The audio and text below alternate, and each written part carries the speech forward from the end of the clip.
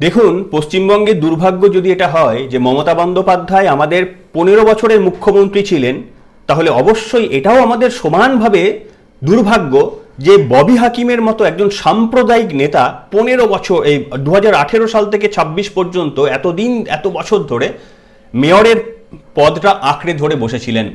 আমি এই প্রসঙ্গে বিজেপির অফিসিয়াল স্পোকসপারসন কেয়াদির সঙ্গে আমি কথা বলেছি। সেই ইন্টারভিউ, কেয়াদির সঙ্গে ইন্টারভিউটা আজকে আমি এক্ষুনি গিয়ে দেখাচ্ছি আপনাদেরকে কি কথা হয়েছে কেয়াদির সাথে। কিন্তু আমি জাস্ট মনে করিয়ে দিতে চাইবো যে ববি হাকিমের সমস্ত বক্তব্যগুলো আপনারা জানেন। সব থেকে নোংরাতম বক্তব্য হচ্ছে যে আমরা নাকি সবাই দুর্ভাগা যারা ইসলাম ধর্মে জন্মগ্রহণ করিনি। মানে এই রকম সাম্প্রদায়িক নেতা ভারতবর্ষ ছেড়ে দিন, মানে বাংলাতে তো কখনো আসেইনি, ভারতবর্ষেও আসেনি এরকম সাম্প্রদায়িক নেতা। এনাকে দুর্নীতিবাজ মমতা বন্দ্যোপাধ্যায় নিজের এজেন্ডাকে রক্ষা করার জন্য বাংলাদেশি স্টাইলে এনাকে মেয়র করে রেখে দিয়েছিলেন। শুধু তাই নয়, এনার বিরুদ্ধে বিজেপির নেতৃত্বরা যে অভিযোগ তুলছেন সেটা মারাত্মক। এনার যে মেয়ে রয়েছেন, সেই মেয়ের নামে নাকি দুবাইয়ে মোটামুটি একটা নাম্বার বলা হচ্ছে 30টার কাছাকাছি নাকি হোটেল রয়েছে। আমি জানি না যে ববি হাকিমের কি ব্যবসা রয়েছে বা কি রয়েছে। তিনি যদি কখনো ইচ্ছা প্রকাশ করেন আমাদের চ্যানেলে তিনি ইন্টারভিউ দেবেন বা তার কোনো প্রতিনিধি ইন্টারভিউ দেবেন, দয়া করে একবার জানাবেন। তা আপনার বক্তব্যটা সমান গুরুত্ব দিয়ে শোনাবো।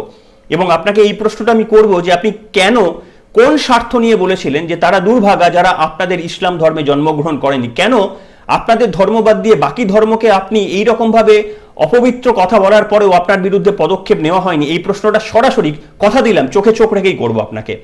কিন্তু আমার এখানে বক্তব্য হচ্ছে, আজকে যার সঙ্গে কথা বলেছিলাম সেটা হচ্ছে বিজেপি স্পোকসপারসন, অফিসিয়াল স্পোকসপারসন কেয়া ঘোষ। তাকে প্রশ্ন করেছিলাম আমরা যে এই যে তৃণমূল কংগ্রেস নতুন তৃণমূল বলে তারা বলছে যে নতুন তৃণমূল, তারা নাকি অনেক ওই মমতা বন্দ্যোপাধ্যায় এবং অভিষেক বন্দ্যোপাধ্যায়ের ওপর দোষ ছেড়ে দিয়ে তারা বলছে নাকি তারা নাকি শুদ্ধ তৃণমূল। কেয়াদিকে সরাসরি প্রশ্ন করেছিলাম, আপনারা কি নেবেন নাকি এদের দলে? এদেরকে দলে নিয়ে কি তাহলে আবারও কি বিজেপি সেই মানে কলঙ্কের দাগ কোনো না কোনোভাবে লেগেই যাবে? সরাসরি উত্তর দিয়েছেন কেয়াদি আমাদেরকে। আজকে পুরো বক্তব্যটা, তার 17 মিনিট তার সঙ্গে ইন্টারভিউ হয়েছে আমার সঙ্গে, সেই বক্তব্যটা শুনুন আপনারা। আজকে আপনাদের সামনে একজন বলেছি যে প্রথমে যে একজন বিশেষ অতিথির সাথে পরিচয় করিয়ে দেব, এবং আপনারা সকলের পরিচিত আমাদের প্রিয় কেয়া ঘোষ, বিজেপির অফিসিয়াল স্পোকসপারসন। নতুন করে পরিচয় দেওয়ার কিছু নেই। আমি দিদির কাছে স্পেসিফিক্যালি প্রশ্ন নিয়ে যাব, সেটা হচ্ছে নমস্কার। নমস্কার নমস্কার, ধন্যবাদ, অসংখ্য ধন্যবাদ আমাদের সাথে থাকার জন্য। দিদি, আমি ব্যক্তিগতভাবে আপনি যে তৃণমূল কংগ্রেসের এই অত্যাচারে আপনি নিজেও যে অত্যাচারিত সেটা আমরা জানি সকলে, এবং সেই কাহিনী আজকে নয়, পরে শুনবো, সময় থাকলে পরে শুনবো। কিন্তু আমার বক্তব্য হচ্ছে, এই যে ফিরহাদ হাকিম তিনি পদত্যাগ করলেন বা কার্যত বাধ্য হলেন বলা যায়, মমতা বন্দ্যোপাধ্যায় জিতলে তো তিনি পদত্যাগ করতেন না, এবং যে আসনে চিত্তরঞ্জন দাসের মতো ব্যক্তিত্ব কিংবা নেতাজি সুভাষচন্দ্র বোস কিংবা পরবর্তীকালে আমাদের দ্বিতীয় মুখ্যমন্ত্রী যিনি ছিলেন বিধানচন্দ্র রায়, তিনি পর্যন্ত ওই আসনে একসময় বসেছিলেন কলকাতার মেয়রের পদে। কি অদ্ভুত আমাদের মানে অধঃপতন, জানি না সমগ্র বাঙালি জাতির কিনা বলবো না। শোভনদেব চট্টোপাধ্যায়, মাফ করবেন আমি নামটা ভুল বলছি, শোভন বাবু ওই তৃণমূল কংগ্রেসের, উনি তারপরে এই মেয়র হিসেবে ফিরহাদ হাকিমের সেখানে আসলেন।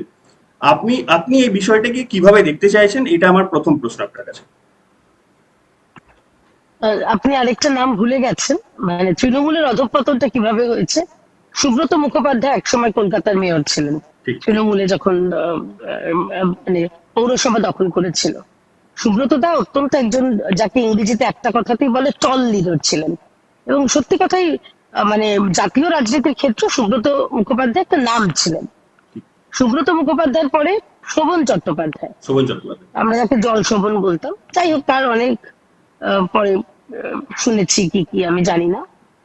পরবর্তীকালে এলো ফিরহাদ হাকিম। মানে অধঃপতনটা, মানে মানুষের গ্রাফটা ঊর্ধ্বমুখী হয়, আর মমতা ব্যানার্জি তথা তৃণমূলের গ্রাফটা ছিল নিম্নমুখী। একদম। ফিরহাদ হাকিম, যাকে মানে যে দাওয়াতে ইসলাম, মিনি পাকিস্তানের কথা বলা, বা চূড়ান্ত ভাবে সাম্প্রদায়িক যে মানুষ, একটা সময় এরকম আসবে যেখানে 50% উর্দুতে কথা বলবে। এক্স্যাক্টলি। তো এইরকম একজন মানে কি বলবো কুখ্যাত মানুষকে মমতা ব্যানার্জি মেয়রের সিটে বসালেন শুধু এবং শুধুমাত্র ওই দুধেল গাইয়ের ইকুয়েশনটা ঠিক করার জন্য। এবং এরা দুধেল গাই মানে ইনি কিন্তু আবার বহিরাগত, তৃণমূলের ভাষাতেই, মানে বিহার থেকে আসা আর কি ওনার পূর্বপুরুষরা। এবং ওনার মানে প্রেফার্ড ল্যাঙ্গুয়েজ হচ্ছে হিন্দি। আমরা বহু জায়গায় বহু ক্ষেত্রে আমরা শুনেছি সেটা। তো তারপরে ফিরহাদ হাকিম এসে তিনি নাকি সেবা করবেন। তাকে যখন গ্রেপ্তার করা হলো ওই নারদা কাণ্ডে, তখন যখন গ্রেপ্তার করা হলো তিনি বললেন, আমি কান্নাকাটি করে যে আমি কলকাতা শহরে সেবা করতে পারছি না, মানে এতটাই সেবা যে প্রতিটা বর্ষায় এরকম ভাবে কলকাতার রাস্তায় রাস্তায় আমরা পুকুর, খাল, নালা, বিল সব দেখতে পাই। চাইলে পারে মাছ চাষও করতে পারেন। সব থেকে আতঙ্কের বিষয় ছিল যে ধরুন এই আমি আমার নিজেরও বাচ্চা রয়েছে, তো আমি ওকে বলতাম যে আমি তো জানি না যে জল তো তড়িৎ পরিবহন করে, এবার যদি একটা শর্ট সার্কিট কোথাও একটা পোলে হয়ে থাকে তাহলে জলে পা দিলেও তো সে তড়িতা হয়, এবং প্রচুর ঘটনা ঘটেছে। শুধু তাই না, এরকম তড়িতাহত হয়ে মৃত্যু, ম্যান হলে পড়ে গিয়ে মৃত্যু, ভয়ঙ্কর মৃত্যু। তো এই যে কলকাতা শহরের এত সেবা করেছেন, মানে তারপরে উনি ওনার মুখ থেকে নেতাজি কথাটা বারে বারে যখন বলছিলেন না, আমার বিরক্তই লাগছিল। তাই সেই কারণে গতকাল একটা ভিডিও করেছি যে মানে নেতাজির মুখ থেকে নেতাজি আমি শুনতে রাজি নই। মানে ওনার বোধহয় বুৎপত্তি বা বিদ্যা অতদূর পৌঁছয়নি যে দেশবন্ধুর কথা বলা বা ডক্টর বিধান রায়ের কথা বলা, এগুলো অব্দি পৌঁছয়নি, স্বাভাবিক। নেতাজিটা জানেন, ওটাই সিলেবাসে ছিল, ওটাই মুখস্থ করে এসেছিলেন। খুব বিরক্ত লাগছিল। আমার একটা অন্য বক্তব্য আছে ভাই। এই যে উনি কালকে যে ওই ইস্তফা করার প্রেসের সমক্ষে যে নাটকটা পরিবেশিত করলেন, উনি জানেন ভালো করে বর্ষাকাল আসছে এবং পশ্চিমবঙ্গের বিভিন্ন জায়গার মতন কলকাতার কি ভয়াবহ হাল হয়ে যায় অল্প বর্ষাতেই। আমরা বলি যে দুবালতি জল ফেলে দিলেও বোধহয় কলকাতার কিছু কিছু জায়গায় জল জমে যাবে। উনি এখন এই দায়টা ঝেড়ে ফেলে উনি ভাবলেন যে আমি তো নেই, আমাকে বলে কি লাভ, এইটা করে বিজেপির সরকার, নতুন গঠিত আমাদের সরকারকে তিনি দোষ দেবেন। কিন্তু এটা ভুলে যাচ্ছেন মানুষও তো বোকা নয়, মানুষ তারা জেনে বুঝে সজ্ঞানে একদম নিজেদের ভালোটা বুঝে তারা কিন্তু বের করেছে। সরকারকে 1 বছরের আগে কেউ কখনো কোনো দাঁড়িপাল্লায় মাপবে না, কোন সংবাদ মাধ্যমও মাপতে চাইবে না। এটা ওরা সেই প্ল্যানটাই করেছে, সেই প্ল্যানটা কার্যকর হবে না। এবং শুধু তাই নয়, এটা তো একটা ছোট দিক গেল, বড় দিকটা হচ্ছে যে এতগুলো যে দুর্নীতি হয়েছে, বিভিন্ন পৌরসভা দুর্নীতি হয়েছে, কলকাতা কর্পোরেশনে যে দুর্নীতি হয়েছে, তো ববি বাবু কি ভাবছেন যে ইস্তফা দিলেই সব দুর্নীতি থেকে ছাড় পাবেন? উনি তো পুরমন্ত্রীও ছিলেন, সমস্ত পৌরসভার দায়ভার তো ওনাকে নিতে হবে। মানে আমরা বিভিন্ন, সে পানিহাটি হোক, কামারহাটি হোক, বিভিন্ন জায়গাকার যে পৌরসভার একের পর এক দুর্নীতি সামনে এসেছিল, একের পর এক জায়গায় এখন যেগুলো দেখতে পাচ্ছি ভয়াবহ, মানে মানে ছিল বেড়াল হলো রুমাল নয়, ছিল রুমাল হলো বেড়াল। এক একটা পৌরসভার অফিসের ভেতরে সে সুইচ করে, সে কলেজ বলো, সুরুচি সঙ্গে ক্লাব বলো, বা পৌরসভার ভেতরের অফিস গুলো বলো, প্রতিটা অফিসের ভেতরে একটা ওই রকম একটা সুইচ করা কি কারণে? গতকাল পাণ্ডবেশ্বরের বিধায়কের ওই চত্বরে কালীপাহাড়ি না কোথায় আসানসোলে একটা জায়গা, গুদাম, একটা গোডাউন খোলা হলো, এবং সেখানে স্বচ্ছ মিশন মানে হয়তো কেন্দ্রীয় সরকারেরই প্রকল্পের একটা একেবারে ভুড়ি ভুড়ি সেখানে কত কি জিনিস, সেগুলোকে না বন্টন করে সমাজের ত্রাণ গুলো, মানে জল যেগুলো ধরো পশ্চিমবঙ্গ সরকারেরও যে জল অরূপ বিশ্বাসের অফিস থেকে যেগুলো বেরিয়েছে, যেগুলো সাধারণ মানুষকে বন্টন করার কথা, মানে এদের আর কি বলবো, সই চোর, সিট চোর, জল চোর পর্যন্ত এরা। কিন্তু আমি একটা জিনিস আমাকে আমরা জানতাম। আমার বক্তব্য যে দেখুন এগুলো এত পাওয়া গেছে, এটা বিক্রি করে টাকা নিয়ে নিল, এটা একটা বোঝা গেল তাদের একটা পারপাস রয়েছে। কিন্তু সাধারণ মানুষ, আমার গোডাউনে দিনের পর দিন পড়ছে, তাও আমি সাধারণ মানুষের কাজে ব্যবহার করব না। এটার জন্য কত বড় অপরাধ মানসিকতা না থাকলে এই কাজটা করা যায় না। তো এটা তো শুধু অপরাধ মানসিকতা নয়, এটা হচ্ছে কত বড় অমানবিক। মুখে মা মাটি মানুষের কথা বলে এত অমানবিক, এত নির্মম একটা সরকার, এবং হিংসুটে সরকার, ভাবতে পারবে না। মানে কেন্দ্রীয় সরকারের তরফ থেকে ত্রাণ এসছে, ওমা দিলে তো মোদির নাম হবে, দিদির নাম হবে না। মানে এদের সাইকোলজিটা তুমি চিন্তা করো, কি নোংরা নীচ মানসিকতা, এবং যেহেতু তার ফলে যা হওয়ার হয়েছে। তো ববি বাবুকে বলবো যে আগে ছিল ববি দা, এখন ববি যা, ওইরকম মানে পশ্চিমবঙ্গ থেকে ওনার দিদিও যা হয়ে গেছেন, প্রাক্তন হয়ে গেছেন, ইনি এখন সামান্য বিধায়ক থেকে উনি কোন বেঞ্চে বসবেন, কার সঙ্গে বসবেন, কমিউনিস্ট পার্টি অফ তৃণমূলে বসবেন নাকি আদি তৃণমূলে বসবেন, সেটা ওনার ব্যাপার। ঠিক। আমাদের তাতে বিন্দুমাত্র ইন্টারেস্ট নেই। এই নিয়ে আরো আমাদের খালি গুরুত্বপূর্ণ interest- প্রশ্ন আছে, আপনাকে ইন্টারভিউ আমি করছি। আমার বক্তব্য হচ্ছে, আপনি একটা জায়গায় বলেছেন আজকে এক্স হ্যান্ডেলে, আজকে বা কালকের পোস্ট বোধ ওটা, আপনি বলেছেন যে ডেফিনেটলি এটা প্রাথমিকভাবে আপনি বলেছেন, আপনি দাবি করেছেন প্রাথমিকভাবেই, সেটা হচ্ছে তার মেয়ের দুবাইয়ে একটা জাস্ট অ্যাভারেজ নাম্বার যে 30 অ্যারাউন্ড তার হোটেল রয়েছে। এবং শুধু আপনি নন, প্রচুর বিজেপির নেতা, এমনকি অর্জুন সিং এর মুখ থেকে এই বক্তব্য শুনেছি, আরো অনেকের মুখ থেকে শুনেছি। এই ব্যাপারটা যদি আমাদের একটু হাইলাইট করেন। হোটেল আছে, কানাঘুষা শোনা যায়, আপনাদের মতন সাংবাদিকরা, বিভিন্ন সোর্সরা যারা যেটা বলেছেন। এবং দেখো, শুধুমাত্র হাওয়াতে ভর করে তো কেউ গুজব ছড়ায় না, নিশ্চয়ই কিছু থাকে। ঠিক। এবং তার মেয়ের এই দুবাই ঘন ঘন যাওয়া, ববি হাকিমের এই এই যে আমরা শুনি যে যে কি পরিমাণ তাদের সম্পত্তি কোথা থেকে আসে, যে একটা মেয়র বা একটা বিধায়ক বা মন্ত্রী কত মাইনে, যা আমরা ঠাটবার দেখিয়ে দেব।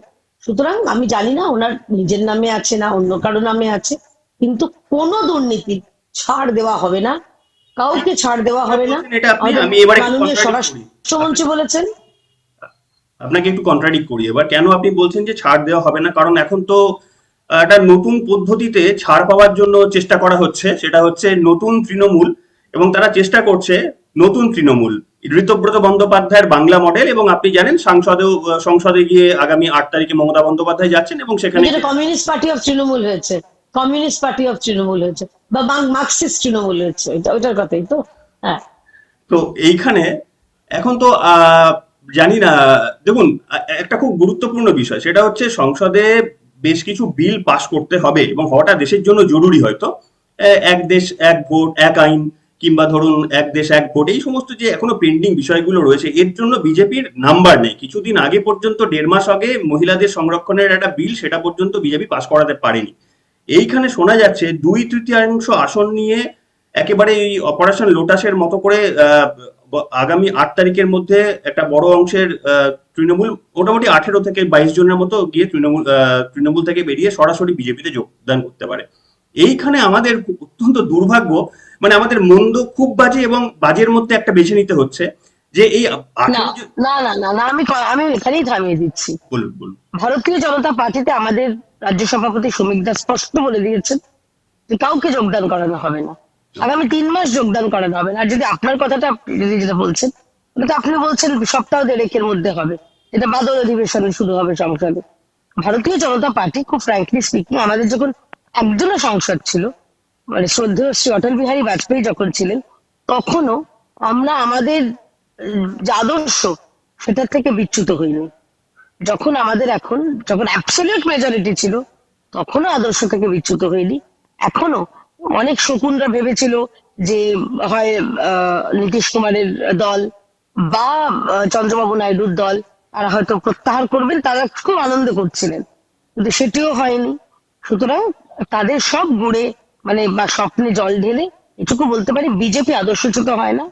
যারা তৃণমূলে আছেন, তৃণমূলের কারা ভালো তৃণমূল, কারা ঋতব্রত তৃণমূল, কারা অনুব্রত তৃণমূল বা কারা ভাইপো তৃণমূল, সেটা ওদের নিজেদের রান্নাঘরের ব্যাপার, আমাদের ইন্টারেস্ট নেই।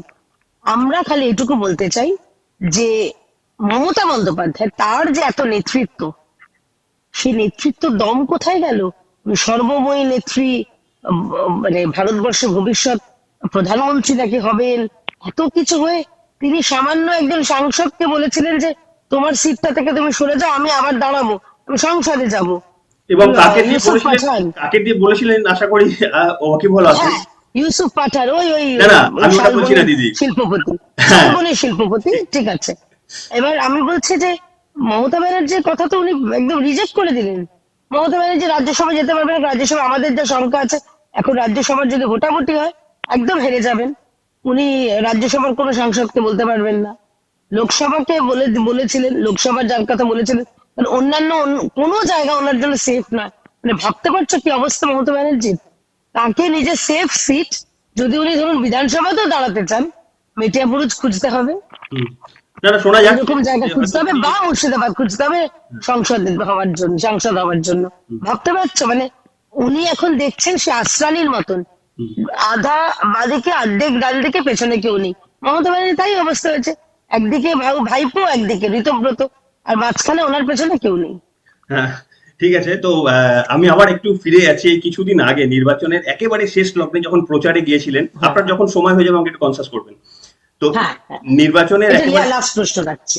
ওকে ওকে ওকে নির্বাচনের শেষ লগ্নে মমতা বন্দ্যোপাধ্যায় ফিরহাদ হাকিমের হাত ধরে একেবারেই মঞ্চের ওপর থেকে বললেন যে আমার পরিবার, উনি আমার পরিবারের অংশ, আমার মায়ের রক্ত বা এরকম কিছু একটা বললেন যে ওনার গায়ে রয়েছে, এবং একটা মারাত্মক বক্তব্য বলেছিলেন, যদিও সেটা সত্যি হয়তো, যে ওনার মা হচ্ছে ব্রাহ্মণ, ওনার বাবা হচ্ছে মুসলমান।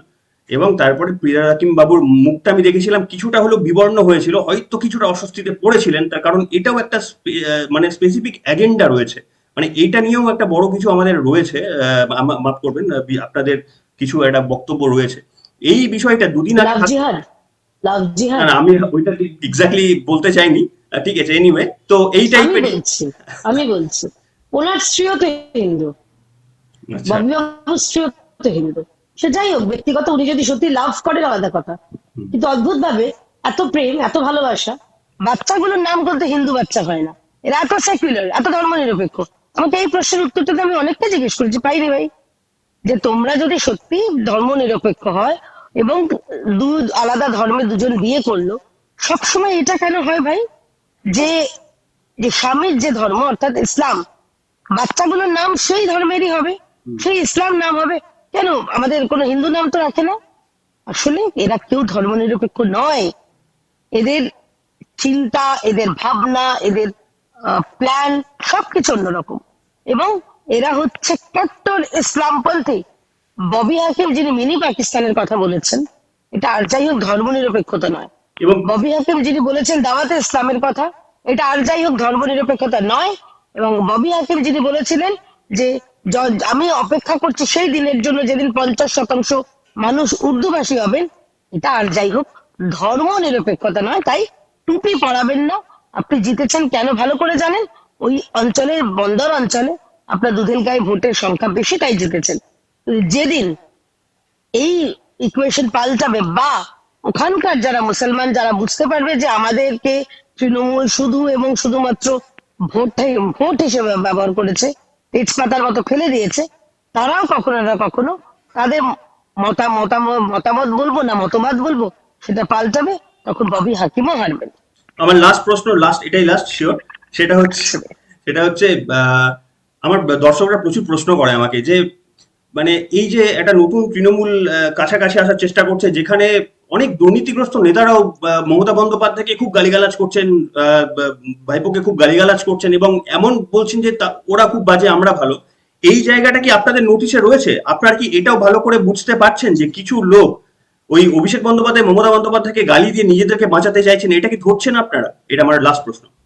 দেখো, প্রথম কথা বলি ভাই, একটা কথা খুব স্পষ্ট, মিসড কল দিয়ে লাভ নেই, এই ফোনটায় কল ব্যাক হবে না, প্রথম।